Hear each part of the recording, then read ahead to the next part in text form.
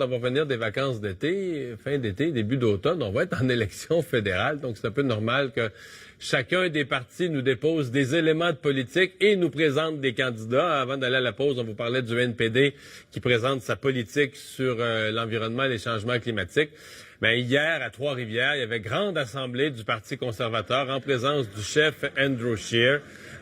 Pourquoi? Pour confirmer donc la candidature de quelqu'un qu'on attendait, je vais vous dire, on se disait il va finir sur une autre scène. Est-ce que ce sera à Québec, à Ottawa? Depuis des années, on le voyait là. Ben là, c'est fait. Il a fait le saut.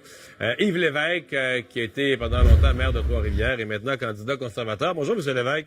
Bonjour, Mario. Effectivement, pourquoi le grand saut maintenant, là? Parce que je pense qu'on était rendu là après 25 ans de carrière politique dans le domaine municipal. J'ai relevé le défi avec l'équipe de Trois-Rivières pour changer l'image de Trois-Rivières, repositionner Trois-Rivières au niveau économique. On a un taux de chômage très bas, la population est en croissance. Tous les engagements que j'ai pris dès le départ en 2001 ont été réalisés. Il restait des choses à faire qui relèvent du fédéral. Alors, je me suis dit, pourquoi pas aller défendre ces dossiers-là qui sont importants, pas juste pour Trois-Rivières, mais pour la région complète, même pour le Québec. Alors, j'ai dit, le temps est opportun pour le faire dans un parti qui représente très bien mes valeurs. Ouais. Pourquoi le Parti conservateur? Parce que là, moi, je vous ai déjà approché, d'autres partis au Québec vous ont déjà approché, d'autres partis fédéraux vous ont approché, d'autres chefs conservateurs vous ont déjà approché. Pourquoi cette fois-ci le Parti conservateur avec Andrew Scheer, c'est à la bonne place, le bon moment, là? Effectivement, c'est une bonne question. Vous m'avez approché. Les seuls qui m'ont pas approché, c'est des partis un peu plus de la gauche. Ils connaissent mes orientations. Okay. Mais comme j'ai dit tantôt, je pense qu'il y a 3 dossiers majeurs. Il y en a 2 majeurs. Le train à grande fréquence pour la région, qui est un dossier important. Quand on parle d'environnement, c'est un dossier vraiment collé sur l'environnement. On parle du transport aérien ou de passagers de Trois-Rivières. Alors, c'est des dossiers qui sont importants et que les gens me connaissent si j'embarque dans cette belle aventure-là, qui est une équipe extraordinaire. La différence du municipal, c'est qu'il y a un parti politique. Tu sais dans quoi tu joues, ça représente tes valeurs. Alors pour moi, c'est vraiment un véhicule fort intéressant pour pas juste défendre les intérêts de la région de Trois-Rivières, mais de l'ensemble du Québec. On a un rôle à jouer important sur les finances publiques et j'ai eu la chance de rencontrer M. Andrew Scheer à quelques reprises. C'est quelqu'un que j'aime bien, ça colle à mes valeurs, c'est un homme de droiture, c'est un homme qui est là pour la bonne cause, c'est quelqu'un qui gère les finances de façon responsable comme on doit le faire, comme les gens le font à la maison. C'est un homme qui est à l'écoute, qui reconnaît les particularités du Québec, qui veut avoir des députés, des candidats qui sont collés à la réalité. Vous savez que le Canada, c'est grand et tout commence par une municipalité. En étant maire pendant des années, on connaît les problèmes, la bureaucratie au niveau des programmes gouvernementaux. Chaque fois qu'on rajoute une strate de bureaucratie, ça coûte de l'argent, on enlève de l'argent pour la cause. Alors, c'est vraiment un gouvernement pragmatique, un gouvernement qui est là pour les citoyens et à l'écoute avec des gens, des candidats qui sont collés à la réalité. Pourquoi pas Justin Trudeau? C'est quoi votre lecture de Justin Trudeau? Parce que là, vous allez affronter son parti, vous allez affronter le Parti libéral. Quel jugement vous faites de Justin Trudeau depuis son élection en 2015? Mais je pense le même jugement que la plupart des Canadiens. C'est quelqu'un qui a, comme j'ai dit, un beau contenant, mais le contenu est à discuter. On a vu un peu les voyages avec toutes sortes de costumes. On a vu les finances publiques. C'est du jamais vu, Mario. Hein? Dans un mandat, on sait que dans un mandat, d'avoir une dette de plus de 80 milliards de dollars dans une économie en croissance, il manque de main-d'œuvre. Alors, le gouvernement doit, quand on a une crise économique, on a vu, on doit intervenir comme gouvernement pour maintenir l'économie. Maintenant, on endette les générations futures de façon incroyable, exponentielle. Imaginez-vous un autre mandat comme celui-là. Vous savez que c'est quoi? C'est dur de rattraper une dette comme celle-là, surtout en croissance économique. Alors, je pense qu'il faut travailler de façon responsable. On a vu la taxe sur le carbone. C'est encore une taxe pour la population. Alors, ça prend un plan environnemental sans alourdir le fardeau fiscal des contribuables. Comme je dis, la bureaucratie aussi, simplifier le travail. On est là pour les contribuables, pour les entreprises. Et c'est pas un gouvernement qui va gérer pour faire en sorte d'augmenter le fardeau fiscal des contribuables. Alors, pour moi, c'est important par rapport à tout ça, là. Bon. Vous avez été maire de Trois-Rivières. Vous avez mené ça d'une main de fer. C'est un apprentissage pour vous de travailler avec une équipe, avec un programme de parti, puis un programme pour tout le Canada, puis une aile québécoise pour tout le Québec. Vous allez devoir apprendre ça, là, c'est plus vous le boss, là, comme vous l'avez été à Trois-Rivières pendant des années? Bien, c'est une question qui revient souvent, Mario. Effectivement, à titre de maire, on a beaucoup de latitude, mais la différence ce que je dis par rapport à la mairie, regardez à Trois-Rivières, on n'a pas de parti politique. J'ai toujours dit, ça prendrait un parti politique dans le domaine municipal parce que durant une campagne, le candidat à la mairie fait part de sa vision des choses, est élu par rapport à sa vision, mais une fois élu, s'il n'y a pas de parti, doit faire en sorte de convaincre 14 votes élus pour aller dans cette direction, puis c'est pas toujours évident. Le plaisir d'un parti politique, puis si tu adhères à ce parti-là, comme moi j'adhère au Parti conservateur, ça représente mes valeurs, et quand les valeurs, c'est des choses qui te guident dans ta vie. Alors au départ, si ça représente tes valeurs, avec une équipe qui ont les mêmes orientations, c'est beaucoup plus facile pour travailler, et encore une fois, on n'est pas en avant-plan, on a un chef extraordinaire qui vend notre parti, qui vend notre programme, et qui va s'assurer de mettre en place ces choses-là. Alors pour moi, c'est vraiment, c'est pas plus facile, mais au niveau travail d'équipe, c'est beaucoup plus facile dans une équipe qui a les mêmes valeurs, les mêmes principes que toi. Ouais. Vous m'avez mentionné votre intérêt en plongeant en politique fédérale pour des dossiers régionaux, là, entre autres ce projet de train à grande fréquence. Comment je vous dirais ça? On en parle énormément du tramway à Québec. Il y a la grande région de Montréal a plusieurs projets de transport en commun, rallonger des lignes, nouveaux tramways, le REM qui s'en vient, etc.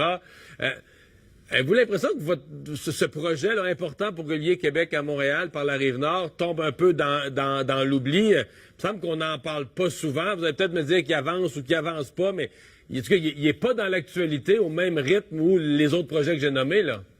Oui, vous avez raison. C'est pour ça que ça prend un porte-parole qui va défendre ce projet-là. C'est un projet important pour le transport. Rappelez-nous le donc. Je suis pas sûr même que le public est si conscient de quoi on parle, là. OK. Premièrement, c'est un projet qui a un consensus autant sur la Rive-Nord qu'à la Rive-Sud. Il y a déjà ce service-là au niveau de Québec à Montréal. Je parlais à Alexandre Cusson, le maire et le président de l'UMQ, qui nous a supportés par rapport à ce projet-là, parce qu'il faut augmenter. On voit l'usage qui se fait sur la Rive-Sud et les autres aussi dans ce projet-là qui a été déposé par Via Rail, par l'ancien PDG, malheureusement, qui a été tassé. C'est un projet qui est important, pas juste pour Trois-Rivières, mais pour l'ensemble du Québec. On regarde les autoroutes, c'est congestionné, on parle d'environnement. Vous savez qu'à Montréal, on peut élargir l'autoroute 40, mettre 4 voies, mais en arrivant à Montréal, c'est un entonnoir, alors il n'y a rien à faire. Puis on sait que les véhicules sont pas en décroissance au Québec, quoi en disent certaines personnes au niveau environnemental. Alors on sait que si on met en place un système, on dit un train à grande fréquence, fréquence veut dire qu'il y aura des trains qui vont faire aller-retour de Québec à Montréal de façon régulière. On parle de 13 trains par jour. Alors si on veut que les gens... En passant par Trois-Rivières. On va faire Trois-Rivières-Montréal en 50 minutes. Et ce qu'ils vont faire avec les fréquences, si on met un train à grande fréquence, mais qui passe le matin, le midi puis le soir, mais si vous avez un rendez-vous à Montréal à 10 heures, puis vous avez fini à midi, mais ça vous tente pas d'attendre jusqu'à 5 heures le soir pour prendre le train, vous allez prendre votre automobile. Alors, il faut vraiment mettre un train à grande fréquence. Je peux vous confirmer déjà, le PDG est venu plusieurs reprises à Trois-Rivières, nous confirmer que les études de faisabilité sont positives. Ils sont vraiment confiants. Qu'est-ce qui manque? Ben, il manque le go du gouvernement. Alors, le gouvernement du Parti libéral dit toujours, ben, il nous manque des études. Ça, c'est une façon pour étirer dans le temps, mais la campagne s'en vient, puis je peux vous dire que le Parti libéral a besoin d'annonces importantes pour se faire élire. Quand vous regardez leur carnet de production, comme on pourrait dire, qu'est-ce qu'ils ont fait durant les 4 dernières années, je peux vous dire, le plus grand projet de société qu'ils ont mis en place, c'est la légalisation du cannabis. Alors, pour moi, c'est pas un grand projet de société pour moi. Les grands projets de société, c'est le développement durable, c'est répondre aux attentes au niveau de nos entreprises, c'est pas de surtaxer les gens, c'est pas de nous endetter. Alors, quand je dis aux gens qu'on a dépensé plus de 80 milliards, essayer de m'identifier des projets qui ont été réalisés dans ce cadre de dépenses-là, ben, je pense une chose qu'on peut dire d'avance, c'est qu'ils ont fait, oui, un grand projet de société, c'est la légalisation du cannabis. On essaie de contrôler la cigarette pour arrêter les gens de fumer. Maintenant, on légalise le cannabis pour soi-disant qu'on va aller enlever le crime organisé. Mais vous allez voir comme moi, présentement, il y a encore le crime organisé, puis il va être encore là pour très longtemps. Ils sont capables de s'ajuster assez rapidement dans ce contexte-là. Yves Lévesque, quand on entend votre nom, une des choses qui nous vient à l'esprit, c'est votre franc-parler, là. Là, on a peur que vous perdiez ça. Là, il s'en va dans une grosse machine, le Parti conservateur, on va avoir la ligne de parti. On aurait pu noter Yves Lévesque avec son franc-parler? Ah non, je savais, je suis authentique, je dis les vraies choses, mais c'est facile d'avoir une franc-parler quand on a un parti qui répond à nos valeurs. Au départ, j'ai toujours dit, j'ai gagné avec mes valeurs, mes principes. J'ai toujours été honnête avec la population. J'ai pas de misère avec ça. Et quand tu embarques dans un parti qui répond à tes valeurs, tes principes, habituellement, il n'y a pas de problème. Alors, c'est sûr, j'ai mon franc-parler. Je vais continuer à être franc-parler. C'est ma marque de commerce, d'être authentique, d'être direct avec les gens. d'identifier les vrais problèmes. Hein, si on veut régler les problèmes, il ne faut pas faire de cachette. Est-ce qu'il y a un problème? Oui. De quelle façon qu'on va le régler? Puis si on essaie de régler les problèmes en satisfaisant tout le monde, on réglera absolument rien. Alors, on a un devoir. C'est sûr qu'on aimerait ça être aimé par tout le monde. Mais pour moi, ce qui me guide, c'est mes valeurs, mes principes, et c'est surtout l'ensemble de la collectivité, mes enfants, mes petits-enfants. Souvent, on reproche au Parti conservateur de dire qu'ils sont pro-vie, sont contre l'environnement. Il n'y a personne au Parti conservateur qui est contre l'environnement. J'ai jamais vu quelqu'un de mon entourage, peu importe les gens, on est tous pour, mais de façon pragmatique, de façon intelligente. Faut pas faire croire aux gens que demain matin, il n'y aura plus de pétrole. Il y a encore du pétrole, puis il y en aura encore pour plusieurs années. Il y a une transition qui va se faire. Puis quand on dit au gouvernement, qu'est-ce que vous allez faire? Il faut aussi dire aux gens qu'est-ce que vous allez faire au niveau de l'environnement, parce que le gaz à effet de serre, c'est pas le gouvernement qui le crée, c'est le consommateur. Le consommateur achète encore des véhicules. Il y aura une transition qui va se faire et des incitatifs qui ont été mis en place, qu'on va continuer à le faire. Et notre rôle, c'est vraiment de faire en sorte d'investir dans des grandes infrastructures. C'est le rôle du gouvernement. Présentement, encore en 2019, Mario, il y a des villes au Québec, entre autres, même Trois-Rivières, on déverse à certaines occasions les eaux usées. Notre chef a confirmé que ça sera une priorité pour nous.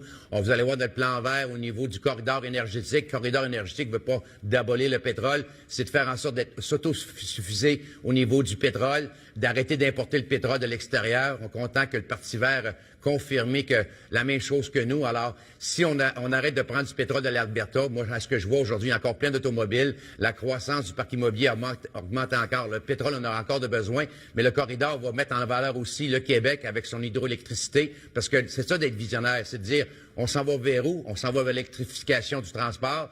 Un jour, on aura besoin, alors il faut être visionnaire pour mettre en place ce corridor-là, pour vraiment faire en sorte que le Québec, dans les années plus tard, sera un contributeur au niveau de la péréquation. Présentement, c'est l'Alberta, et si les gens transfèrent au niveau du transport électrique, bien, le Québec va devenir un joueur important au niveau de l'économie du Canada. Alors, le Canada, c'est plusieurs provinces. Chaque province a ses avantages, ses atouts. Nous, on a l'hydroélectricité. On a présentement le pétrole qui est encore en besoin, et il faut encourager cette économie-là. C'est 840 000 emplois au Canada. Et encore une fois, il vaut mieux le prendre chez nous, faire travailler des gens au Canada qui payent des impôts, qui permettent de maintenir notre tissu social au niveau du Québec avec nos programmes sociaux. Dieu sait qu'on en a beaucoup. Alors, c'est grâce à des provinces qui sont plus riches. Et un jour, ça sera le Québec avec son électricité qui va participer pour aider d'autres provinces avec nos ressources naturelles. Yves Lévesque, merci d'avoir été avec nous. Bonne campagne. Merci, Mario. Au revoir. Bye-bye. Ça va être quand même...